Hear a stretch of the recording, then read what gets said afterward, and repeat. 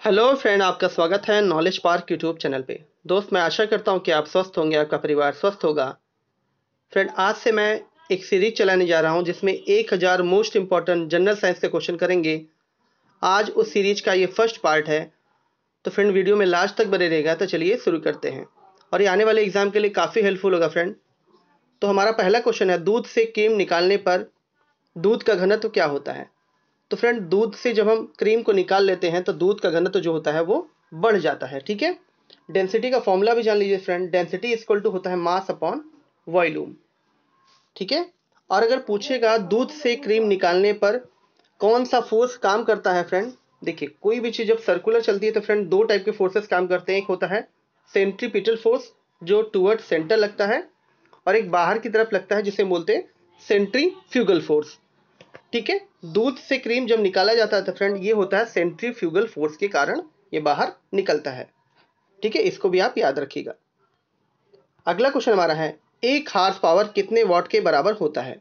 तो फ्रेंड, एक horse power होता है 746 वॉट के। अगला क्वेश्चन है, हमारे भोजन में संरचना रक्षात्मक खाद्य पदार्थ कौन से होते हैं। मतलब हमारे भोजन में ऐसे कौन से खाद्य पदार्थ होते हैं जो हमें डिजीज से प्रिवेंट होने के लिए काम करते हैं। तो ये होते हैं मेरे फ्रेंड विटामिन और खनिज। ऑप्शन नंबर सी हमारे पास करेक्ट हो जाएगा। अगला क्वेश्चन है, हमारे आहार का निम्न में से कौन सा भाग हड्डियों और दांतों की संरचना के लिए आवश्यक है। तो फ्रेंड, हमारे बोन्स और दांतों को अच्छा रखने के लिए कैल्शियम की जरूरत पड़ती है। तो ऑप्शन नंबर सी हमारे पास करेक्ट होगा। अगला क्वेश्चन है, एकॉस्टिक विज्ञान है। एकॉस्टिक में हम किसका अध्ययन करते हैं। तो फ्रेंड, का अध्ययन करते हैं हम ध्वनि का अध्ययन करते हैं। ऑप्शन नंबर बी हमारे पास करेक्ट हो जाएगा। ध्वनि की तीव्रता मापने की यूनिट क्या होती है फ्रेंड। डेसिबल होती है। इस बात को भी आप याद रखिएगा। अगला क्वेश्चन है, प्रकाश तरंग किस प्रकार की तरंग है। ठीक है, प्रकाश जो तरंगे होती हैं वो किस प्रकार की तरंगे होती हैं। पहली बात फ्रेंड, प्रकाश तरंगों को चलने के लिए किसी भी मीडियम की जरूरत नहीं पड़ती है। इस बात को आप याद रखिएगा। और एक ट्रिक याद रखिए, यहाँ पर देखिए प्र आ रहा है, यहाँ पर भी प्र है। ठीक है, तो प्रकाश तरंगे होती है अनुप्रस्थ तरंगे होती हैं। ठीक है, ऑप्शन नंबर ए हमारे पास करेक्ट हो जाएगा। और प्रकाश तरंगों को ट्रेवल होने के लिए किसी भी मीडियम की रिक्वायरमेंट नहीं होती है। अगला क्वेश्चन है, पास आती हुई रेलगाड़ी की सीटी की फ्रीक्वेंसी जो होती है वो उसकी तीक्ष्णता जो होती है फ्रेंड, इंटेंसिटी वो बढ़ती जाती है। ये किस घटना के कारण होता है। तो ये हमारा होता है डॉपलर इफेक्ट के कारण। ऑप्शन नंबर बी हमारे पास करेक्ट हो जाएगा। अगला क्वेश्चन है फ्रेंड, डॉपलर प्रभाव संबंधित है। डॉपलर इफेक्ट जो होता है फ्रेंड वो साउंड से संबंधित है। ऑप्शन नंबर ए हमारे पास करेक्ट हो जाएगा। आते हैं अगले क्वेश्चन पर, विश्व का प्रत्येक पदार्थ अत्यंत सूक्ष्म कणों से मिलकर बना है, यह सर्वप्रथम किसने कहा था। तो फ्रेंड, ये कहा था महर्षि कणाद ने। ऑप्शन नंबर ए हमारे पास करेक्ट हो जाएगा। अगला क्वेश्चन है, अमोनियम क्लोराइड का जलीय विलयन होगा। ठीक है, अमोनियम क्लोराइड का फॉर्मूला होता है फ्रेंड NH4Cl। इसका जो जलीय विलयन होगा, H2 इसमें मिला दें तो इसका जो जलीय विलयन होगा फ्रेंड वो क्या होगा। तो ये हमारा होगा क्षारीय। ऑप्शन नंबर बी हमारे पास करेक्ट हो जाएगा यहाँ पर। अगला क्वेश्चन है, आदर्श गैस की ऊर्जा निर्भर करती है। जो आदर्श गैसें होती हैं उनकी ऊर्जा किस पर निर्भर होती है ये हमें बताना है। तो मोलों की संख्या पर निर्भर होती है। तो ऑप्शन नंबर डी हमारे पास करेक्ट हो जाएगा। निम्न में से विद्युत ऊर्जा का सबसे अच्छा चालक कौन सा है। ठीक है, इसमें बताना सबसे अच्छा चालक कौन सा है। एल्युमिनियम, तांबा, चांदी और सोना। तो फिर बेस्ट कंडक्टर ऑफ इलेक्ट्रिसिटी जो होता है हमारा होता है चांदी।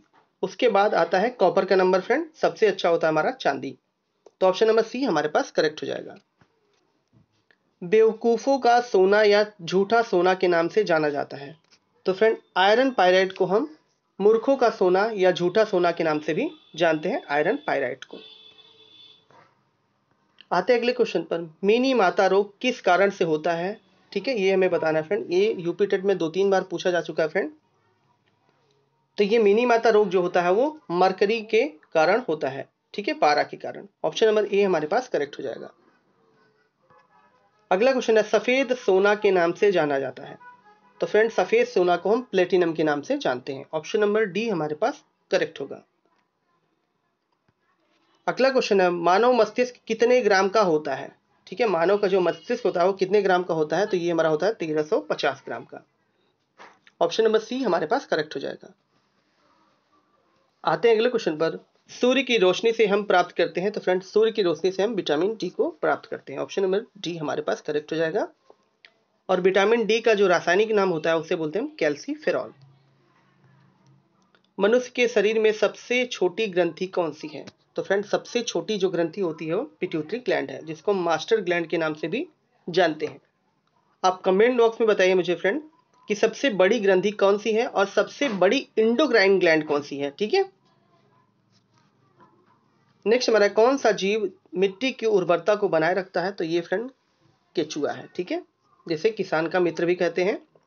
ये होल्स बना देता है फ्रेंड मिट्टी में, जिससे वायु और जल इजिली क्या होते हैं, सरफेस के नीचे तक चले जाते हैं। रेडियो कार्बन काल निर्धारण किससे संबंधित है? ठीक है, रेडियो जो कार्बन काल किसके निर्धारण के लिए संबंधित है फ्रेंड, ये हमें बताना है। तो ये हमारा है जीवाश्म। फॉसिल्स के लिए कार्बन डेटिंग से हम पता करते हैं वो फॉसिल कितना पुराना है। अगला क्वेश्चन है, ठोस कार्बन डाइऑक्साइड को कहा जाता है? तो फ्रेंड सॉलिड CO2 जो होता है उसको हम शुष्क बर्फ के नाम से जानते हैं, ड्राई आइस के नाम से। अगला क्वेश्चन है, आलू उदाहरण है। आलू क्या है फ्रेंड, ये हमें बताना है। तो आलू जो होता है रूपांतरित तने का उदाहरण है। अगला क्वेश्चन है, बिजली के बल्ब का फिलामेंट किस तत्व का बना होता है? तो ये बना होता है फ्रेंड टंगस्टन का। ठीक है, जिसका सिंबल होता है W। और इसका फ्रेंड मेल्टिंग पॉइंट बहुत ज़्यादा होता है, इसलिए इसका यूज किया जाता है। ठीक है, और बल्ब के अंदर फ्रेंड हम कोई भी अक्रिय गैस का इस्तेमाल करते हैं, क्योंकि जो अक्रिय गैसें होती हैं, नोबल गैसेस होती हैं, वो रिएक्शन शो नहीं करती हैं जब बहुत ज़्यादा हाई टेम्परेचर अंदर हो जाता है तब। अगला क्वेश्चन है, वर्षा की बूंदें गोलाकार क्यों होती हैं? ये बताना है फ्रेंड। वर्षा की जो बूंदें होती हैं वो पृष्ठ तनाव के कारण गोली दिखाई देती हैं। तो ऑप्शन नंबर ए हमारे पास करेक्ट हो जाएगा। अगला क्वेश्चन है, लालटेन या लैंप की बत्ती में तेल किस कारण ऊपर चढ़ता है? ठीक है, तो स्मॉल कैपिलरी ट्यूब के कारण फ्रेंड, केशिकत्व के कारण जो तेल है वो ऊपर की तरफ चढ़ता है। ठीक है, इंग्लिश में बोलेंगे कैपिलरी ट्यूब के कारण।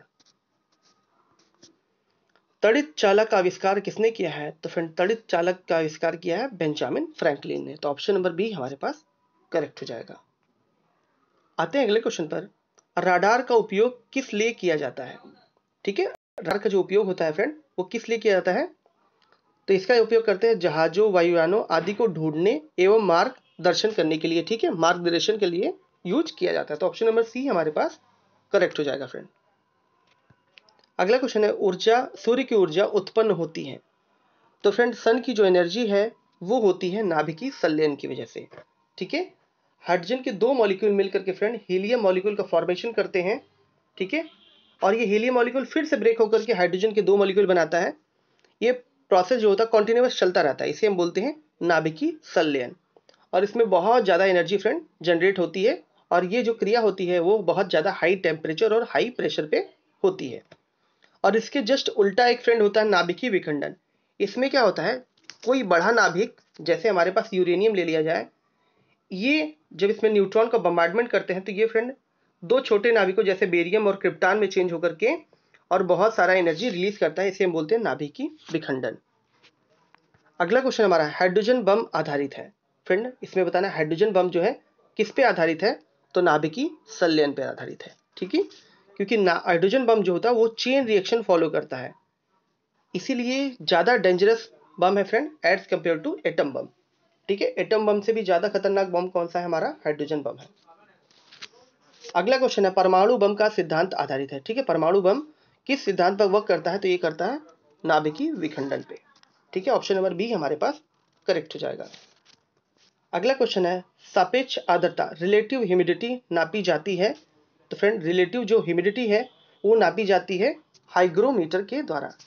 ऑप्शन नंबर बी हमारे पास करेक्ट हो जाएगा, हाइग्रोमीटर फ्रेंड। ठीक है, अगला क्वेश्चन है, एक बैरल में कितने लीटर होते हैं फ्रेंड?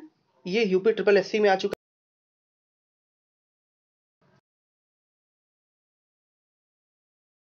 159 लीटर के। ठीक है, ऑप्शन नंबर सी हमारे पास करेक्ट हो जाएगा। एक बैरल में 159 लीटर होते हैं। अगला क्वेश्चन है, एक बार बराबर होता है। ठीक है, बार फ्रेंड किसकी यूनिट है? प्रेशर की यूनिट होती है। एक बार बराबर कितना होता है ये हमें बताना है। तो एक बार बराबर होता है फ्रेंड 10 के पावर 5 पास्कल के। ठीक है, प्रेशर इक्वल टू होता है हमारा फोर्स अपॉन एरिया। ठीक है, मतलब न्यूटन प्रति मीटर स्क्वायर भी इसकी यूनिट होती है और पास्कल भी इसकी यूनिट होती है फ्रेंड, और बार भी इसकी यूनिट होती है किसकी? प्रेशर की। अगर बात की जाए प्रेशर की फ्रेंड, जहां पर एरिया कम होगा वहां पर प्रेशर ज्यादा लगेगा, जहां पर एरिया ज्यादा होगा वहां पर प्रेशर कम लगेगा। ठीक है, अगला क्वेश्चन है, किसी तत्व के वे परमाणु जिनकी परमाणु संख्या समान हो परंतु परमाणु भार भिन्न भिन्न हो। ठीक है, परमाणु संख्या समान हो किंतु परमाणु जो भार हो वो भिन्न भिन्न हो, वे कहलाते हैं। तो फ्रेंड ये कहलाते हैं ऑप्शन नंबर ए समस्थानिक। ठीक है, ऑप्शन नंबर ए हमारे पास करेक्ट हो जाएगा। अगला क्वेश्चन है, संसार में सबसे तेज बढ़ने वाला पौधा कौन सा है? तो ये हमारा है बैम्बू, बांस। अगला क्वेश्चन है फ्रेंड, विश्व में सबसे लंबा पौधा कौन सा है? ठीक है, विश्व में जो सबसे लंबा पौधा है वो यूकेलिप्टस है। ठीक है फ्रेंड, यूकेलिप्टस के पौधे को हम, ये हमारे लिए प्रकृति के लिए नुकसानदेह क्या फ्रेंड? जैसे जहां पर भी ये लगाया जाता है, अगर बहुत मात्रा में लगा दिया गया है तो ग्राउंड वाटर को क्या कर देता है? बहुत डिक्रीज कर देता है। ठीक है, इसलिए हम इसको आतंकवादी पेड़ के नाम से भी जानते हैं। ठीक है, ग्राउंड वाटर को बहुत तेजी से डिक्रीज करता है फ्रेंड। अगला क्वेश्चन है, तारपीन का तेल किससे प्राप्त किया जाता है? तो जो तारपीन का तेल होता है फ्रेंड वो प्राप्त किया जाता है चीड़ से। ठीक है, ऑप्शन नंबर सी हमारे पास करेक्ट हो जाएगा। अगला क्वेश्चन है, पत्ती के लाल, नारंगी और पीला रंग किसके कारण होते हैं? तो जो फ्रेंड पत्तियों का लाल, नारंगी और पीला कलर होता है वो किस कारण होता है ये हमें बताना है। तो ये हमारा होता है कैरोटीनाइड के कारण। ऑप्शन नंबर बी हमारे पास करेक्ट हो जाएगा। अगला क्वेश्चन है, किस पादप को शाकी भारतीय डॉक्टर कहते हैं? ठीक है, बहुत लोग इसमें कंफ्यूज जाएंगे, बहुत गलत आंसर कर देंगे फ्रेंड। तुलसी पहले ही मार देंगे फ्रेंड, यहाँ पर आंसर होगा हमारा आंवला। आंवला को हम शाकी भारतीय डॉक्टर के नाम से जानते हैं। ठीक है, बहुत लोग फ्रेंड क्या होगा, नीम और तुलसी पे जाएंगे, ऑप्शन इस पे लगा करके गलत कर देंगे क्वेश्चन, जबकि ऑप्शन हमारा सही होगा आंवला। और आंवला में फ्रेंड विटामिन सी प्रचुर मात्रा में होता है। अगला क्वेश्चन है, लिटमस किससे प्राप्त होता है? ठीक है, लिटमस किससे प्राप्त होता है फ्रेंड? तो ये प्राप्त होता है लाइकेन से। ठीक है, और लाइकेन क्या होता है फ्रेंड? कवक और शैवाल जो होते हैं इनके सिम्बायोटिक का फॉर्मेशन क्या कहलाता है? लाइकेन कहलाता है। और लाइकेन पार्क कहाँ पर है फ्रेंड? उत्तराखंड में है हमारा लाइकेन पार्क। और लाइकेन जो होते हैं फ्रेंड ये सूचक होते हैं वायु प्रदूषण के भी। ठीक है, जहां पर भी एटमॉस्फेयर में सल्फर डाइऑक्साइड की मात्रा इंक्रीज होती है फ्रेंड, वहां पर ये क्या होंगे? मरने लगते हैं, मतलब ये डेड होने लगते हैं, ये वहां से खत्म होने लगते हैं। तो ये पता चल जाता है कि वहां पर सल्फर डाइऑक्साइड की मात्रा इंक्रीज हो गई है, मतलब पोल्यूशन लेवल इंक्रीज हो गया है। अगला क्वेश्चन है, पानी का घनत्व किस ताप पर अधिकतम होता है? ठीक है, पानी का जो घनत्व होता है 4 डिग्री टेम्परेचर पे, 4 डिग्री सेल्सियस पे फ्रेंड अधिकतम होता है हमारा। तो ऑप्शन नंबर बी हमारे पास करेक्ट हो जाएगा। अगला क्वेश्चन है, किस तापमान पर सेल्सियस और फॉरेनहाइट का मान इक्वल होता है? तो ये होता है फ्रेंड -40 डिग्री सेंटीग्रेड पे। ठीक है, टेम्परेचर हमारा इक्वल होता है। और फारेनहाइट होता है F/9 equal to, sorry C/9 friend, C/9 minus F, फिर से लिखते रहा हूँ friend, C/5 is equal to F-32/9। ये होता है फ्रेंड एक फॉर्म से दूसरे फॉर्म में चेंज करने का फॉर्मूला होता है। अगला क्वेश्चन है, वायु में ध्वनि का वेग लगभग कितना होता है ये बताना है। तो वायु में ध्वनि का वेग होता है वो होता है 330 मीटर प्रति सेकेंड। और फ्रेंड ध्वनि तरंगे जो होती हैं इनको चलने के लिए किसी न किसी मीडियम की रिक्वायरमेंट होती है, और ध्वनि की चाल सॉलिड में सबसे ज़्यादा, उसके बाद लिक्विड में, उसके बाद गैस में होती है। अगला क्वेश्चन है, ध्वनि या ध्वनि प्रदूषण किस में मापा जाता है? तो फ्रेंड डेसिमल में मापा जाता है। ठीक है, डेसिबल में। ऑप्शन नंबर सी हमारे पास करेक्ट हो जाएगा। ठीक है, डेसिबल, डेसिमल मत कर लीजिएगा फ्रेंड। अगला क्वेश्चन है, सामान्य बातचीत के दौरान ध्वनि की तीव्रता कितनी हो जाती है? तो नॉर्मल जो कम्युनिकेशन होता है फ्रेंड, उस समय 30 से लेकर के 40 डेसिबल की इंटेंसिटी जनरेट होती है। और यही फ्रेंड जब लड़ाई झगड़ा में कन्वर्ट होता है तो ये लगभग 60 से 70 डेसिबल में बदल जाता है, ठीक है, या 50 या 60 के बीच में हो जाता है जब दो लोग लड़ाई कर रहे होते हैं, ठीक है, बहुत ज़्यादा शोर नॉइस होता है तब। और ह्यूमन के लिए टॉलरेट मतलब कि जो इंटेंसिटी होनी चाहिए 50 डेसिबल से नीचे की होनी चाहिए फ्रेंड, ठीक है। अगला क्वेश्चन है, यदि वायुमंडल नहीं होता तो पृथ्वी से आकाश किस रंग का दिखाई देता, ठीक है। अगर हमारा एटमॉस्फेयर नहीं होता तब पृथ्वी से आकाश किस कलर का दिखाई देता, तो ये दिखाई देता फ्रेंड काला। ऑप्शन नंबर बी हमारे पास करेक्ट हो जाएगा। अगला क्वेश्चन है, प्राथमिक कलर कौन से होते हैं, ठीक है, प्राइमरी कलर्स कौन कौन से हैं ये हमें बताना है। तो प्राइमरी कलर होते हैं फ्रेंड नीला, हरा और लाल, ठीक है, नीला, हरा और लाल कलर होता है हमारा प्राइमरी कलर। नेक्स्ट हमारा है, रक्त का शुद्धिकरण कहाँ होता है, ठीक है, रक्त का जो शुद्धिकरण होता है फ्रेंड ये होता है किडनी में, ठीक है। ऑप्शन नंबर सी हमारे पास करेक्ट हो जाएगा। अगला क्वेश्चन है, मानव शरीर के भीतर खून निम्न में से किसकी उपस्थिति के कारण नहीं जमता है, ठीक है। क्योंकि ह्यूमन ब्लड जब बाहर निकलता है फ्रेंड, ठीक है, वेन से जो बाहर आ जाता है तो वो थक्का बन जाता है, उसमें जम जाता है। बट हमारे बॉडी के अंदर जब रहता है तो किस कारण वो नहीं जमता, तो ये होता है हेपरिन के कारण। ऑप्शन नंबर बी हमारे पास करेक्ट हो जाएगा। अगला क्वेश्चन है, प्लाज्मा में जल का परसेंटेज कितना होता है। तो फ्रेंड प्लाज्मा में जो जल का परसेंटेज होता है वो होता है 90%। ऑप्शन नंबर डी हमारे पास करेक्ट हो जाएगा। फ्रेंड आपको ये वीडियो कैसा लगा कमेंट बॉक्स में ज़रूर बताइएगा। साथ ही साथ अपने दोस्तों के साथ और किसी भी एक एजुकेशनल ग्रुप में इस वीडियो को शेयर कीजिए। अगर हम आपने हमारा चैनल सब्सक्राइब नहीं किया तो उसको भी सब्सक्राइब कर लीजिए। Thank you.